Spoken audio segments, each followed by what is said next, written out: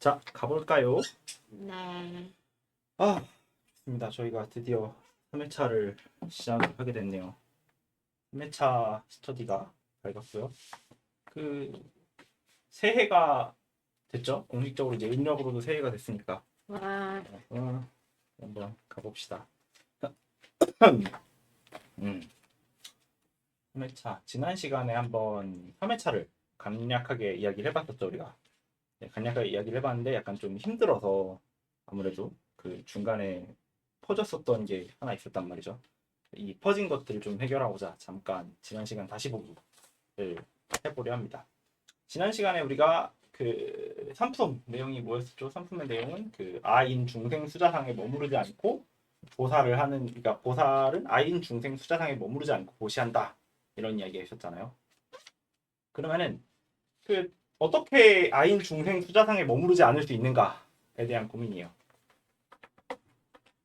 기억나시나요? 잘 읽어보셨나요? 네. 네. 상품에 대한 얘기를 가볍게 한번 해보자고요. 이번에 다시 읽진 않고 저번에 읽었던 상품에 대한 이야기를 조금 더 해보는 거예요.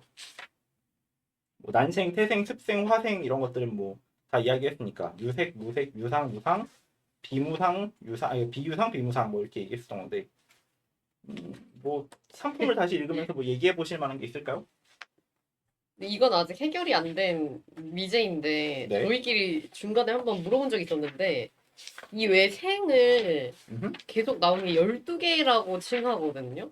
아, 이거에 대한 거는 계속 페이지 90일에도 가운데 줄 중에 12종류의 생명이다. 그래서 근데 우리가 이제 세면은 난, 태, 습, 화, 유, 무, 뭐 유상, 무상, 비유상, 비무상 하면 10개란 말이죠? 그러면 9로 얘기하는데 9가지로 보이는데 이게 어떻게 12개가 되냐 뭐 이런 얘기를 저희끼리 했었어요. 그러니까 수가 안 맞는다? 이게 그 이 중생의 분류인 거잖아요. 중생의 분류. 근데 중생의 분류는 실제로 중생의 세계를 기준으로 개념을 하면 이제 그 육도라고 이야기를 하죠. 지옥도, 아귀도, 축생도, 아수라도, 인간도, 그리고 천상도, 이런 식으로 해서 그 6가지의 도가 있고요.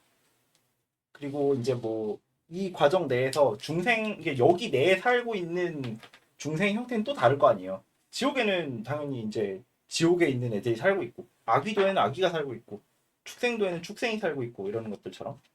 그러다 보니까 이 부류 중생이라고 놓는 분류 방식과 12분류 방식은 또 다른 개념이더라고요. 그래서 구마라트비 얘기했던 게 아니라 이제 남해근 선사가 몇 쪽에서 나왔었죠, 그게? 저는 87쪽에 본문이 있고 그 12개라는 숫자는 그 뒤에도 엄청 여러 번 나와요. 87쪽에 그 본문 분석이 나와 있어. 여기가 보면은 열불에 대한 얘기가 그 87조 남자의 화서에 약간 부처님은 일체 중생, 즉 일체 생명의 종류를 12가지로 맞아. 12가지로 나누고 있다. 하는데 우리가 이걸 채워봤을 때는 음 12개가 안 된다.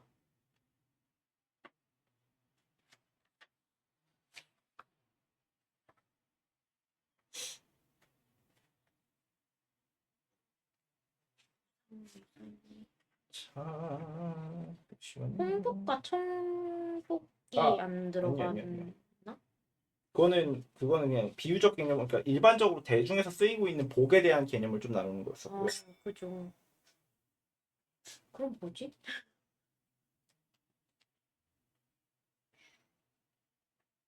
그래서 제가 이 과정에서 약간 좀 특이했던 게 이분이 일단은 밀교의 스승으로 분류를 받으시는 분이란 말이죠. 그러니까 한국에서 보고 있는 불교의 형태랑은 좀 달라요. 또 그 와중에 그래서 뭐 30여 종, 60여 종, 뭐 수백여 종 막 이렇게 나누고 있는데 이 과정에서 뭐 비유상, 그리고 비무상 막 이렇게 얘기를 하면서 불교에선 이를 12종류로 귀납시키고 있다 이렇게 얘기를 하잖아요. 근데 실제로 이게 그 아마도 제 생각에는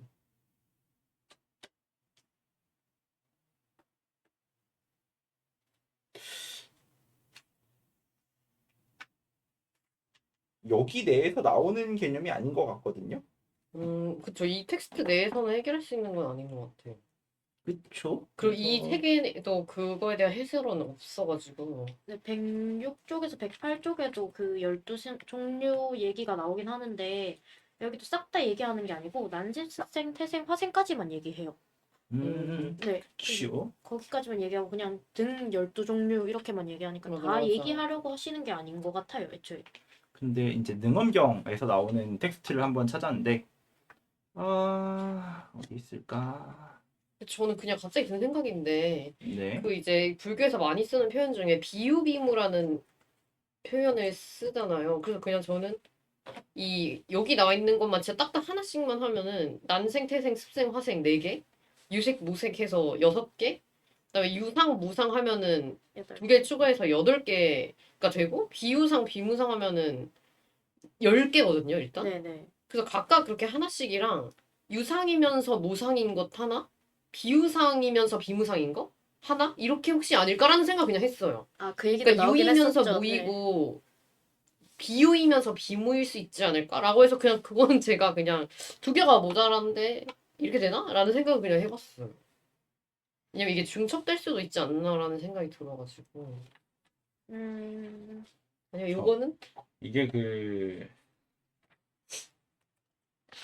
우리가 일반적으로는 11류 중생이라고 말하진 않고 9류 중생이라고 제일 많이 말을 하는 그것도 편인데요. 약간 근데 이 11류 중생의 분류를 저는 아직도 잘 모르겠거든요. 그래서 성쌤을 만나면 한번 물어보고 싶은데 이게 능엄경에서도 이미 그러니까 능엄경에서는 11유생을 다루는 아예 파트가 존재해요. 여기서 보면 여기도 똑같은 이야기를 하거든요.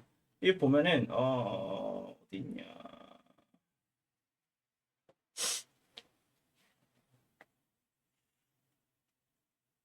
제가 이 부분 찾아서 읽어드릴게요. 아, 여기 있군요.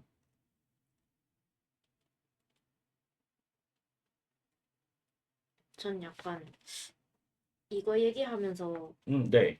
전체가 하나이면서 약간 또 다 일일이 개수로 치는 걸 얘기하는 걸 건가? 음, 는 얘기 생각도 했어요. 그런가? 우선은 지금 아, 여기서 제가 전체로서 하나를. 찾아보는 게 여기 있는데요. 네. 오. 첫째로는 어떤 것을 그러니까 안 하나 어떤 것을 세계 전도라 하느냐 이 유와 소유로 분단이 허망하게 생기나니 이로 인하여 개가 성립되고 인도 소인도 아닌 것이 주와 소주가 없어서 천류하여 머물지 아닐 때 이로 인하여 세가 성립되나니 삼세와 사방이 화합하여 교섭판으로 변화하는 중생이 12류를 이루느니라. 이렇게 3세와 4방을 3 곱하기 4를 한대요. 되게 재밌는 게 여기서 보면은 뭐 세 개가 동하여 성 그리고 색, 향, 촉, 미, 법 이렇게 해서 육근이지 나오는데 요게 이제 인간의 성품을 이루는 탓으로 12가지 구분이 이를 위하여 윤전하며 이러함으로 세간의 성향 미촉이 12가지로 변화를 궁극에서 하기까지 한도라 반복함이 되느니라. 이거 같이 읽어도 좋을 것 같은데 어. 자, 그래서 여기서 보면은 윤전하는 전도상을 승함으로 세계에 난생, 태생, 습생, 화생 이렇게 해서 넷 나오고 네. 유색, 무색, 유상, 무상, 비유색, 비무색, 비유상, 비무상이 있느니라 이렇게 얘기하거든요. 근데 여기서는 또 비유상이랑 비무상을 또 나눈단 말이죠. 그렇게 하면은 자 이렇게 넷이잖아요. 넷, 다섯, 여섯, 일곱, 여덟, 아홉, 열, 열하나, 열둘이 그러네. 나와요. 그러네. 아마 이런 형태의 개념으로서 이야기하는 게 아닐까 하는 그럼 건데, 비유상, 비무상이 들어가는 거네요. 그쵸? 아까 처음에 얘기하셨는데. 아니, 그러니까 그러네. 비유색과 비유색, 비무색이 비유색, 존재하는 거죠. 비무색이 들어가는 거네. 네.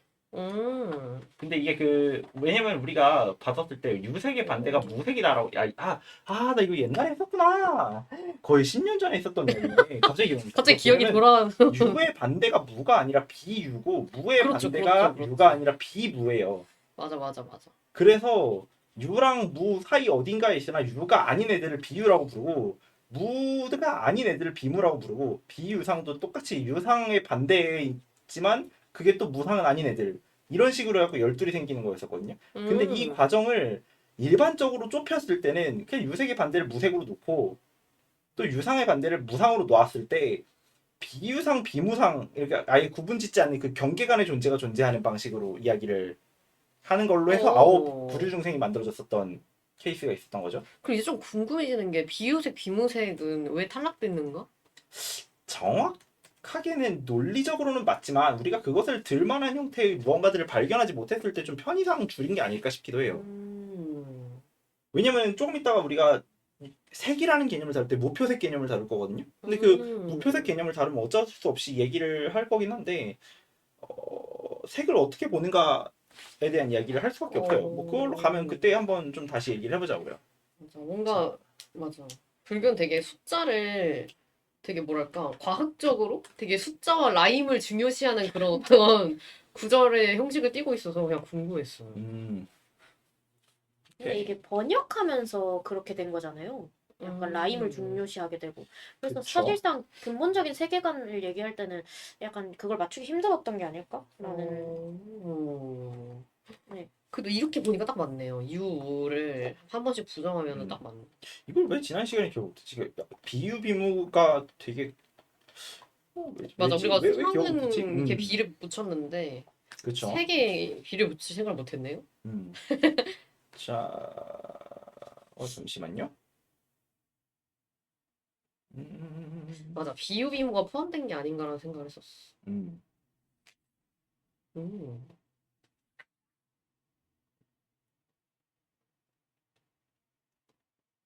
자, 봅시다.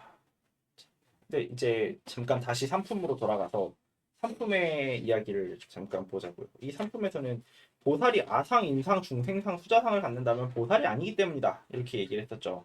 그리고 우리가 이 과정에서 제가 얘기했었던 게 그 왜 아인 중생 수자가 없는가라는 질문에 대해서 이걸로 얘기했었단 말이죠.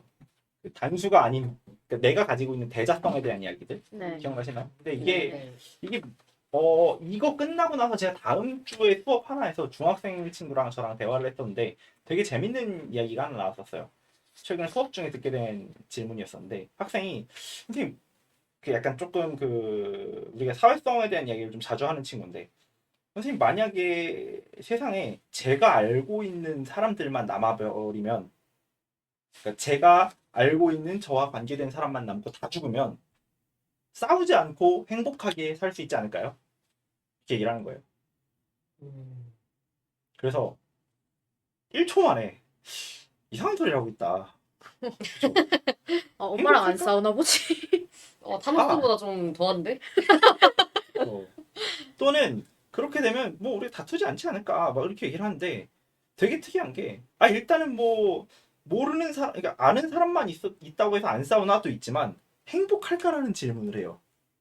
왜냐면 무슨 얘기를 하고 싶었었냐면 봐봐요. 일단은 제가 아는 사람들을 기준으로 얘기를 해보자고요. 만약에 그 학생의 말처럼 내가 아는 사람들과 나한테 관계된 사람들을 제외한 나머지 모두가 다 죽었어. 그러면 어떻게 되냐면요. 여기 앞에 이제 그 태윤희 이렇게 해서 제가 알고 있는 건 윤희까지고요. 윤희의 가족들은 아무도 몰라요. 그 무슨 소리냐면 관계되어 있지 않고 알 수가 없기 때문에 제 주변에 윤희는 남아 있는데 윤희의 아버지, 어머니, 친구, 뭐 애인, 멋이 다 아무도 없어지는 거예요. 하루아침에. 그죠. 그러면은 나를 중심으로 하고 있는 되게 많은 세계는 살아있으나 그 사람의 주변 세계는 다 날아가요. 그러면 어떻게 되냐면 이 세상에서 나만 아무것도 안 잃고 모두는 다 잃어요. 뭔가를. 그렇죠. 하다못해 내가 모르는 친척도 사라지는 거잖아요. 그쵸? 그럼 맞아, 부모님도 무언가를 잃겠죠. 그쵸? 맞아. 그러니까 말 그대로 이런 식으로 흘러가는 거죠. 하다못해 뭐 내가 좋아하는 친구인데 그 친구의 강아지도 없어져요. 그렇게. 이제 질문을 하는 거야. 이 세상에서 나만 아무것도 안 잃고 내 주변의 모두는 다 뭔가를 하나씩 잃어버렸는데 그럼 그 세계는 뭔가를 잃은 사람들이 나 뺀 나머지가 전부예요. 그러면 그 세계는 행복한가라는 질문을 해야 돼요. 그리고 본인 혼자 남은 것 같을걸요? 모두가 공감하는 세계에서 나 혼자 공감할 수 없는 세계가 되는 그치? 거잖아요. 뭔가에 대한 상실을 나누게 되겠죠. 그러니까 네. 그것도 맞아. 우리가 저번에 이야기했었던 요 개념은 여기서 이야기했었던 거는 이 드래곤 로드와 후치와의 대화에서 나왔었던 그쵸? 그 센슨의 가족을 죽이는 게 실제로는 센슨을 죽이는 거라고.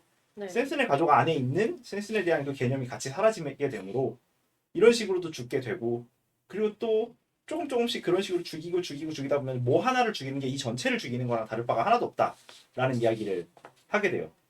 그래서 우리는 실제로 혼자서 존재하는 게 아니라 단수로서 존재하는 게 아니라 타인의 내면에 있는 나의 관념으로서도 같이 존재하기 때문에 이 사람만 딱 떼서 죽인다고 해서 죽어지지도 않고 이 사람만 죽었으나 이 사람 전체, 그러니까 이 사람 안에 남아있는 모든 사람들에 대한 관념이 여기에 같이 남아있기 때문에 우리는 같이 슬퍼하게 된다는 이야기를 했었잖아요.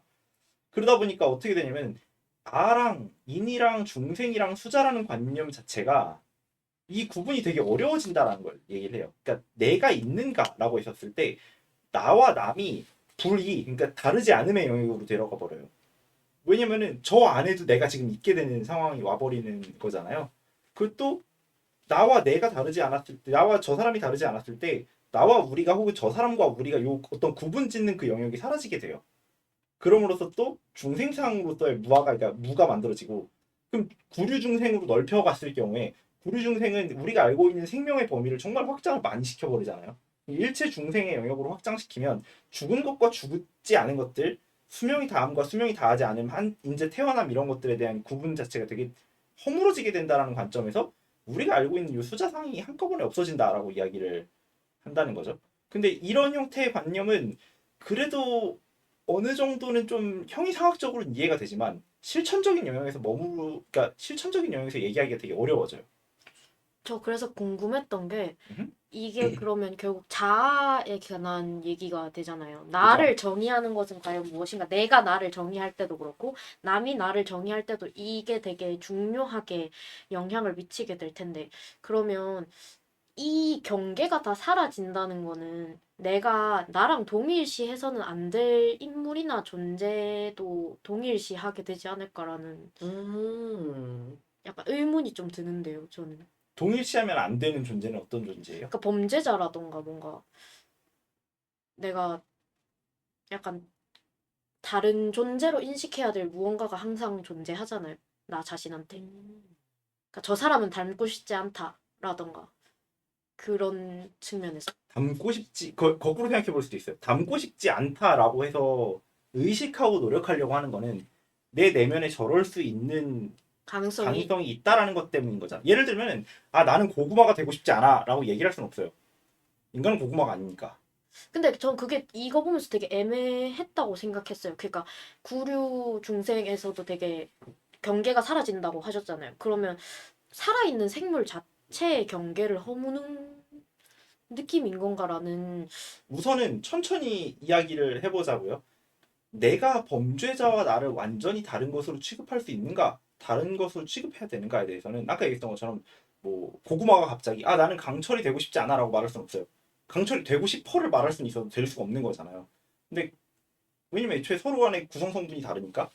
근데 우리가 되고 싶지 않아라고 얘기를 하는 것들은 보통은 내가 될 수 있는 가능성이 있을 때 걱정을 하는 거에 가깝겠죠. 그 우리는 어떤 식으로 얘기할 수 있냐면 나한테 주어진 기회가 없거나 나한테 유혹적인 상황이 많이 주어지거나 내가 배울 수가 없는 환경이 있거나 내 선택지가 얼마 없었거나 혹은 내가 너무 절박한 상황에 있었을 때 나는 과연 이렇지 않을 수 있는가? 나는 항상 도덕적일 수 있는가라는 질문을 꾸준히 하게 되잖아요. 그런 관점에서 우리는 실제로 적의 벌을 받아야 할 죄가 맞고 저것에 대해서 사회는 저 사람을 격리해야 되는 것들이 맞지만 그럼에도 불구하고 우리는 저 사람을 아 이래서 이렇게 됐구나라는 형태의 시도를 할 수 있지 않느냐라는 이야기를 하게 될 때도 있죠.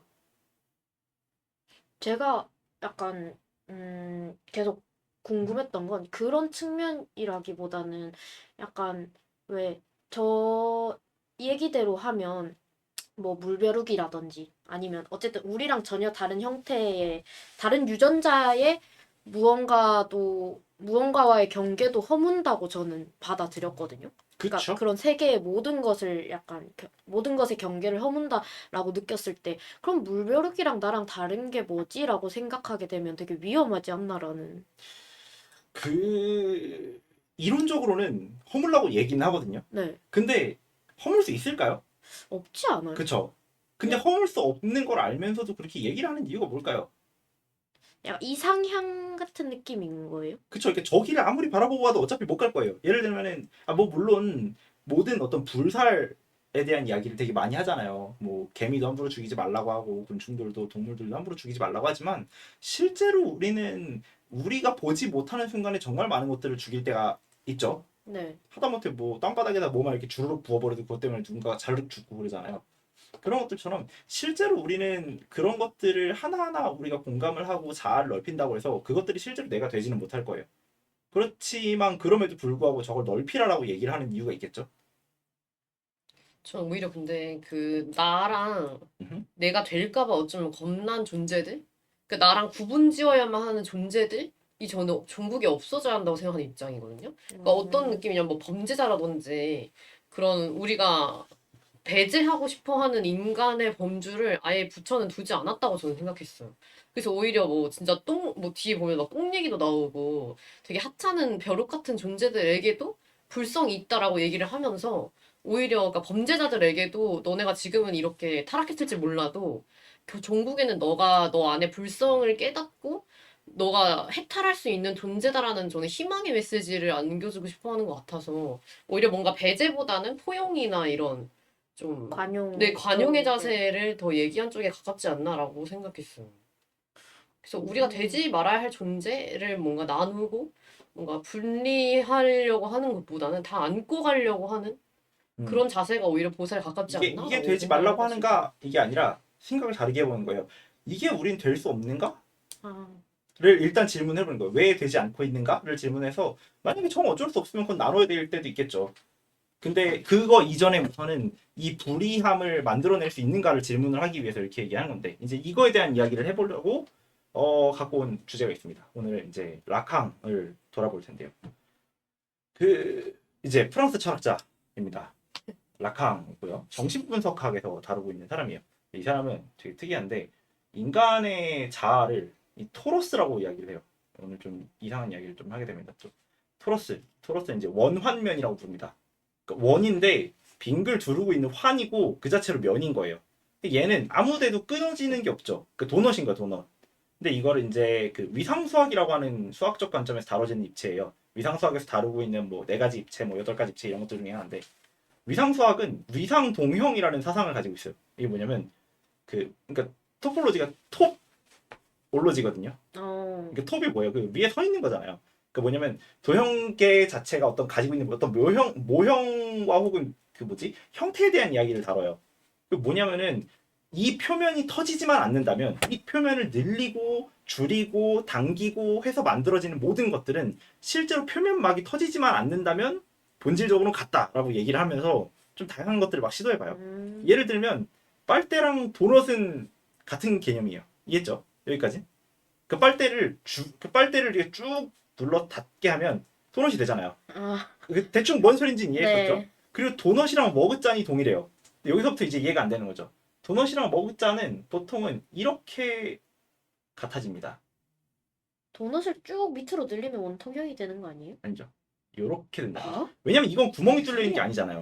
아, 왜냐면 저 그쵸. 먹었잖아요. 여기 어. 뚫려 있는 부분이 먹었자는 그러니까 이렇게 뚫려 있는 부분은 늘린다고 해야 되나? 손잡이가 되고 그리고 뚫려 있지 않은 부분을 쓱 파서 컵을 만들면 그건 뭔가 담을 수 있게 되는 개념인 거잖아요. 그래서 이걸 미상동형이라고 얘기를 해요. 네. 표면막을 깨트리지 않은 거죠. 네. 그래서 이 도넛이랑 머그컵을 갖다가 같은 구조라고 얘기를 해요. 이 위상수학을 하는 사람들은. 되게 특이하죠. 근데 라캉은 이 토러스를 통해서 인간의 자아를 설명을 해요. 인간의 자아는 토러스적 형태를 가지고 있다 이렇게 얘기를 하는 거죠. 이게 뭔가인 거지. 라캉은 인간의 자아가 독립적이고 완전하진 않은 개념이라고 얘기를 해요. 인간의 자아는 절대로 독립적일 수 없고 항상 불완전한 개념이라고 얘기를 해요. 그리고 그 사람은 자아라는 게 상징적인 질서들 속에서 만들어지는 개념이고 언어랑 사회적 규범들 속에서 만들어지는 거라고 얘기를 해요. 물론 제가 라캉을 전공한 게 아니기 때문에 저도 라캉을 되게 간략하게만 얘기를 하지만 대충 라캉 전공한 후배랑 막 이렇게 저렇게 이야기를 하면서 이렇게 어깨너머로 들은 것들로 이야기를 하는 건데요. 이게 뭐냐면은 그 상징적 질서들이라고 얘기하면 어떤 이걸 하면 이게 돼. 이건 이런 거야라고 하는 우리 언어 체계들 속에서 존재하는 그런 것들 있죠. 이런 것들을 받아들이는 과정에서 자아가 만들어진다라고 얘기를 해요. 그래서 결론적으로 인간은 내가 욕망하는 거는 실제로는 타인의 욕망을 욕망한다고 얘기를 해요.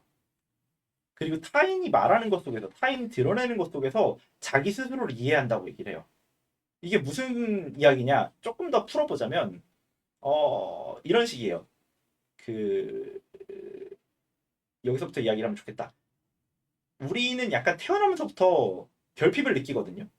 예를 들면 시간 속에서 우린 계속 풍화되어 가잖아요. 점점 배고파지고 에너지가 떨어지고 막 졸려지고 그럼 그 결핍들은 우리에게 욕구를 만든단 말이죠. 네. 아 죽겠어 이러면 죽을 것 같아라는 뭔지는 모르겠지만 이대로 있으면 죽을 것 같아에 대한 그 욕구들이 막 생겨나잖아요. 근데 문제는 우리가 그 욕구를 제대로 채울 방법을 아느냐인 거예요. 배고프다고 했잖아요. 근데 배고프면 뭘 먹어야 될지 아는가? 뭘 먹어야 하는가? 사실 잘 몰라요. 방법도 너무 여러 가지고요. 그리고 외롭다고 할 때가 많은데 외로우면 뭘 해야 되는가? 여자친구를 만들어야 되나? 아니면 뭐 차를 사야 되나? 아무것도 모르죠. 그러다 보니까 이 과정에서 타인들이 이 욕망을 해결하는 방식들을 보고 말하는 것들을 들으면서 이 사람들이 자신의 욕망을 해결했다라고 말하고 있는 것들을 보면서 그 속에서 아 이걸 나도 하고 싶어 하는구나라고 이해한다라는 거죠. 내 욕구의 형태를 타인을 보면서 비춰보면서 나를 이해한다는 거예요. 근데 문제는 그런 식으로 비춰봄으로써 만들어진 개인은 결코 스스로의 본질을 이해할 수가 없어요. 이게 욕구는 존재하지만 이 욕구를 이렇게 푸는 게 맞는지는 아닐 때가 있잖아요. 예를 들면 나는 되게 외로워요. 근데 내가 되게 외로운데 이 외로움은 내가 하려고 하는 것들에 공감하는 사람이 없거나 내가 나아가고 있는 그 과정에 들어주고 응원해주고 이런 사람이 없는 거라고 생각을 하는 게 좀 더 맞을 수도 있었는데 나는 이 외로움이 잘 때 껴안고 잘 누군가가 없거나 아니면 내가 돈이 없어가지고 친구들을 못 만나고 이런 식으로 생각해갖고 돈이 많았으면 애인이 있었으면 이렇게 생각할 수도 있다라는 거죠. 왜냐면 그런 식으로 해결한다고 믿고 있고 그런 식으로 해결한다고 SNS에 올리고 있는 사람들의 욕망들을 나 스스로에게 투영을 하면서 근데 그러다 보니까 우리 스스로의 본질을 이해하지 못해서 내가 뭐 때문에 이런 식의 욕망들을 가지고 있는지 모를 때가 많다는 거죠. 이 결핍을. 그래서 문제는 인간은 그럼에도 불구하고 스스로 완전하다고 믿고 있는 존재다 보니까 인간의 자아는 가운데에 구멍이 뚫려 있다는 거예요. 근데 이 구멍이 뚫려 있으나 얘는 원환면, 토러스이기 때문에 이 구멍으로 다가가고 싶어도 빙글빙글 돌면서 다시 돌아오는 그런 구조를 띈다는 거죠. 그러니까 그래서 얘는 결코 가운데로 다가갈 수가 없는 존재다라고 해서 원환면을 얘기를 한다는 거예요. 이게 이제 도넛인 거죠. 근데 이제 특이한 게 위상 동형을 같이 쓰고 있었더라도 그러니까 같은 위상 동형을 가지고 있는 물체다라고 해도 현실에서는 다르게 적용돼요. 왜냐면 도넛에는 커피를 따를 수 없는데 머그컵엔 커피를 따를 수가 있어요. 도넛 구조는 커피를 담아낼 수 없죠. 그렇지만 머그컵은 구멍이 뚫려 있음에도 불구하고 뭔가를 받아낼 수 있잖아요. 그러면 무슨 이야기를 할 수 있냐면은 우리의 자아가 토러스여도 누군가는 머그컵으로 살고 누군가는 도넛으로 살아가요. 그리고 지금 우리는 불교에 대한 이야기를 하고 있고 그러면은 과연 불교적 관점에서 부처님이 우리에게 어떤 토러스가 되는 것을 요구하는 걸까? 인 거죠. 아마도 부처님은 저 결핍이 있고 태어나면서부터 생기고 있는 그 결핍이 우리는 무슨 짓을 해서도 이 결핍에 온전하게 이 고통을 채울 수 있고 이 무언가를 얻어낼 수 있는 것들을 할 수 없다. 이 인생이 계속 고통이야. 이런 식으로 살아가면서 이건 인정하시는 것 같은데 그럼 어떻게 살아가야 되는 걸 얘기할까요? 머그컵으로 살라고 얘기할까요? 아니면 그냥 도넛인 걸 받아들이라고 얘기할까요? 인 거죠.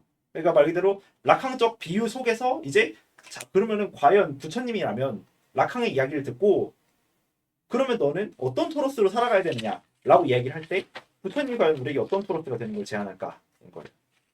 저는 이제 여기서 이런 이야기를 하는데요. 울타리 가설을 얘기를 하는데요. 아, 뭔지 알죠? 울타리는 자, 그래서 다 보이잖아요. 그러니까 울타리를 보면 그래서 모양을 잡아줄 거예요. 그래서 지금 보면 이제 아직 그 태어나지 않은 존재라고 가정을 해볼게요. 꿀타래로 보는 인간의 인생. 지금 진짜 딱딱하다. 아직 태어나지 않아서 존재하지도 않기 때문에 결핍도 없어요. 16,000가닥이 넘는 실을 만들 거예요. 근데 이제 이렇게 동글동글한 16,000가닥. 장 나왔습니다. 맛있겠다. 맛있겠다. 옥수수가루 묻힐 겁니다. 옥수수. 그래서 이제 그 표면막을 만들어주는 거죠. 불어올래 이쪽으로. 지금 인간이 태어나고 있는 과정에 가깝다고 보고 한번 보자고. 딱딱한 꿀덩어리에 구멍을 뚫고. 이제 여기서 태어나는 거예요. 이제 그 오. 결핍이 생기는 것이. 옆으로 이제 어떻게 태어난 존재는 이렇게. 결코 본인의 결핍을 향해서 다가갈 수 없습니다. 사실 인간의 자아라고 얘기를 해보자 그러니까. 이제 이걸 손으로 늘릴 거예요. 쭉쭉쭉 잡아당기고. 되게 딱딱했는데 잘 늘어나는 게 너무 신기해. 되게 잘 늘어. 저거 힘이 되게 필요해요. 생각보다. 엄청 딱딱해서 늘리는 것 자체도 엄청 빡세게 늘려야 되고. 약간 엿 같은 느낌이 나는가? 네, 네. 근데 저 만드는 분들 여기가 씨, 대박이다. 신기한데?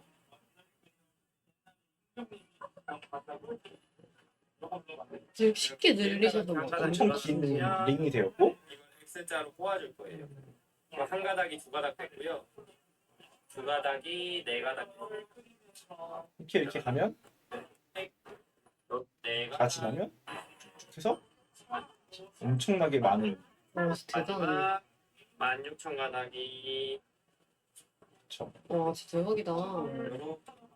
16,000 가닥이 됩니다. 자, 와. 근데 되게 멋있네요. 근데 이게 엄청 얇아졌잖아요. 네. 근데 이제 질문은 그거인 거지. 꿀탄에도 토너스인 거야.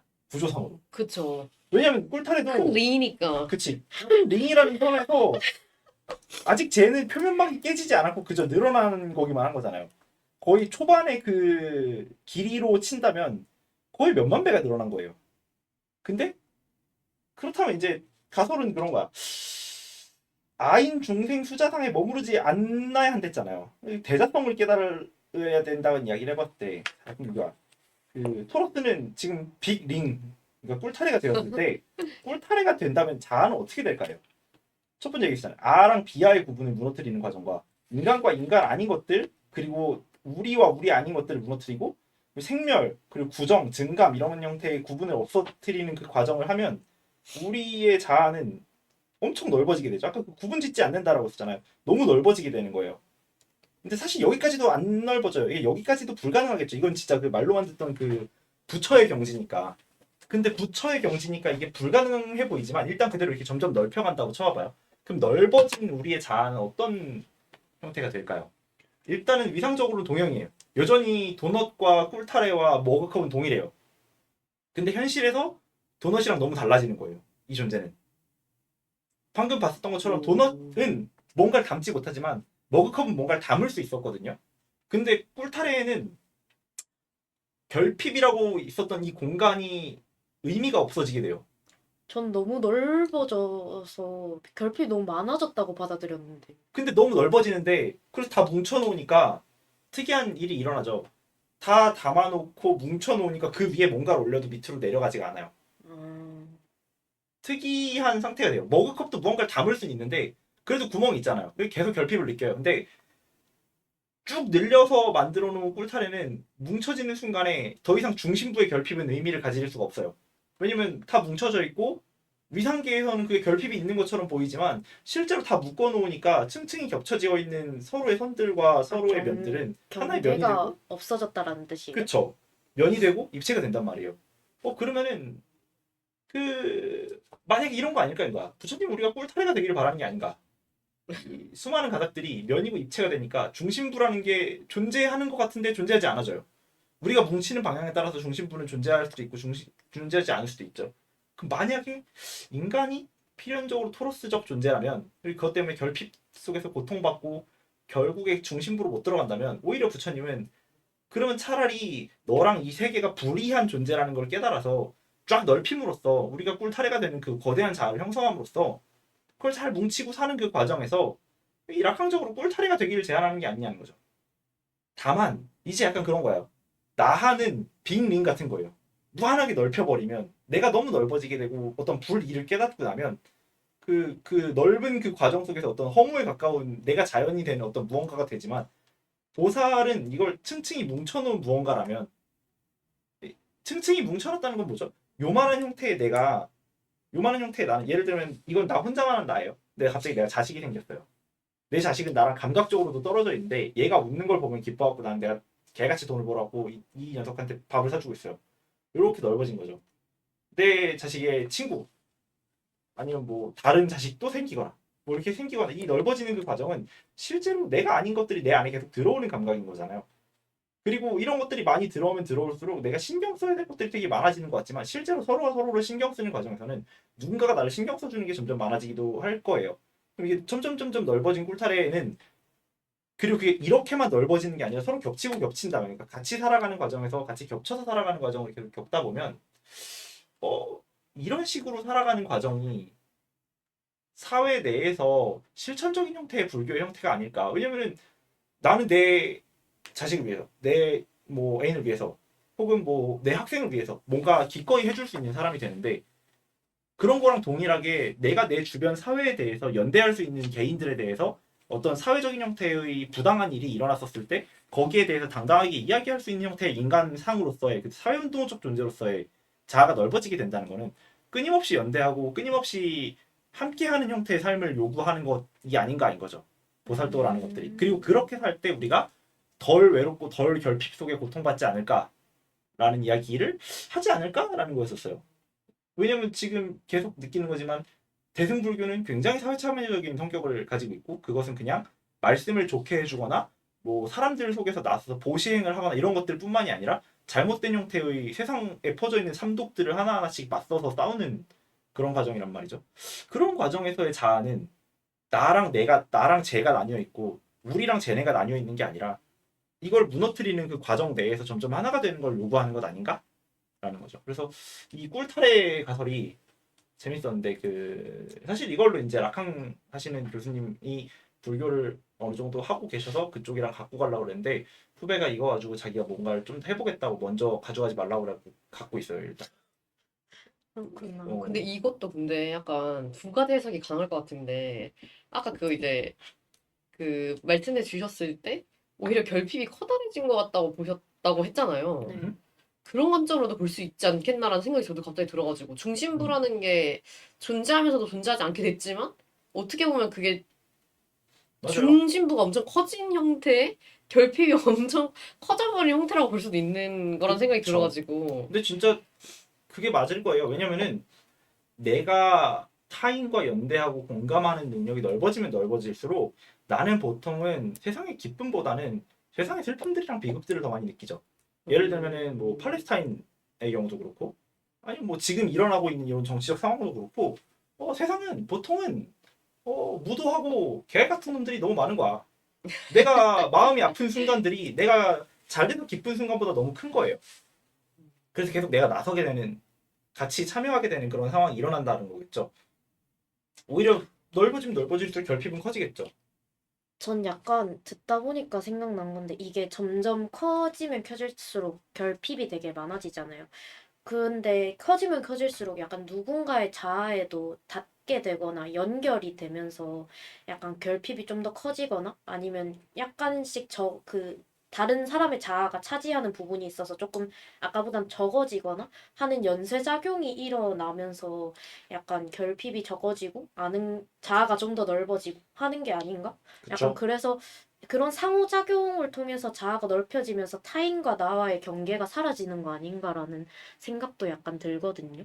그렇죠. 그래서 다음에 언젠가의 시간에 그런 개념을 한번 이야기를 하긴 할 건데 스피노자의 사람 개념을 통해서 아마 내 안에 어떤 관점이 늘어나는 것들을 이야기를 해볼 생각이긴 해요. 그거는 언젠가 또 다루긴 하겠죠. 스피노자 스피노자. 그만해. 아, 저희의 네 번째 멤버 맞죠? 사실상 네 번째 오기 전에 네 번째 강용풀 하고 이제 자, 그럼 이제 넘어가 봅시다. 이제 이게 상품에 대한 추가적인 이야기였었고요. 우리 4품 본문으로 가보자고요. 잠깐 뭐지 저것 좀 하고 올까요? 화장실 네, 갔다 화장실 올게요. 좀 갔다 오고 좋아요. 좀 하고 올까요? 얘가 문 밖에서 하수구 냄새 나지 않나요? 저만 느끼는 게 아니죠. 닿는 게